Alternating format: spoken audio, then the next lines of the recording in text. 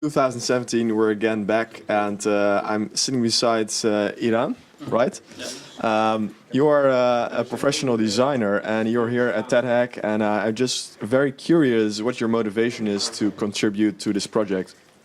I really like the idea in general that we came up to. Yeah. So I feel that a lot of hackathon projects are just being made for the sake of any like tech savvy or just chatbots that doesn't really do anything necessary. Yeah. But I really feel that it's important to have like some sort of a social impact or any like something that really contribute in some way. Yeah. So yeah, that's not the reason I came to the hackathon in the general sense, but I always look for those projects. I think those projects are very interesting. But in general, I like creating. I like just making things, and I like to learn new things. So I think that's a good opportunity for hackathons. You know, you come, you meet a lot of nice people, and you make something. So that's. Yeah. And what's the most challenging thing for you? Because you said you like to learn and contribute to a nice project, but I can imagine when you're working in a complete new team that you're encountering different challenges like, hey, I'm learning this and this is hard, this is easy. Can you tell me a little bit more about that?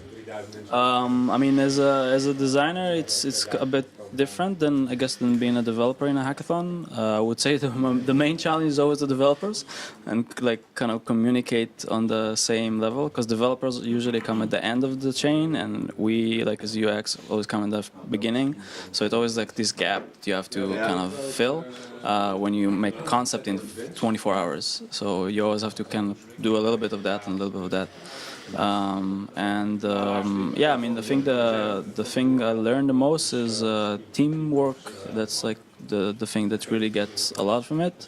Also, just the tech. Like you go to IoT hackathon, you learn all about IoT. You go to communication hackathon, you learn about communication, how those things are being developed. Which is always an insight. And then on the next project I will do, if it will be on communication, I will know a little bit more how to approach the developers and how they work, their workflow, which of course affect the design. Interesting. So it's like really a mix of people knowledge and workflows, how people are working together, and it's really contributing to your overall experience, right? Yeah. Okay, can you give us a little preview of what you have made so far on our camera? So Steven, if you can turn it around a little bit and explain us a little bit what you have worked on. We've been working on the landing page for the registration and all the initial process that the users do. So we've been fiddling around with the design, me and Timo, and now I'm working on the pitch deck. So we will create like some user flows with the APIs in them, so it will be more understandable, like what is used and how is it used, and try to really visually communicate it in a clear way. Wow, amazing! Looks very good, and it's really impressive to see what people can do in such a short amount of time. I really want to thank you for your time and your interview, and it looks amazing, and we're going to speak with some other people as well, and see you soon.